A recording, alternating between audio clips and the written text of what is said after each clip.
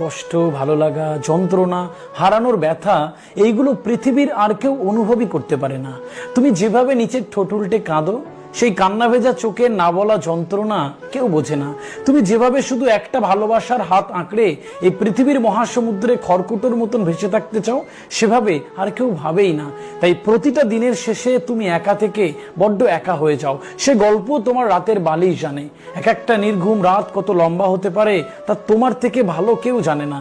অথচ সকালবেলা তোমার একটা অমলিন হাসি এই পৃথিবীকে বুঝতেই দেয় না তোমার ভিতরের ধ্বংসযুদ্ধের কাহিনী। যে কষ্টটা তোমাকে প্রতিদিন ক্ষতবিক্ষত করে, যে যন্ত্রণা তোমাকে প্রতিদিন তিল তিল করে শেষ করে দিচ্ছে, সেগুলো থেকে বেরিয়ে এসো, চলে এসো, ফিরে এসো। হ্যাঁ, এভাবেও ফিরে আসা যায়। মরুভূমির বালুচর হওয়ার আগে মনটা একটু স্বার্থপর হও, কারণ স্বার্থপর মানুষগুলো জানে কিভাবে নিজেকে ভালো রাখতে হয়। শুধুমাত্র ঠকে যাওয়া, নীরবে হেরে যাওয়া মানুষগুলো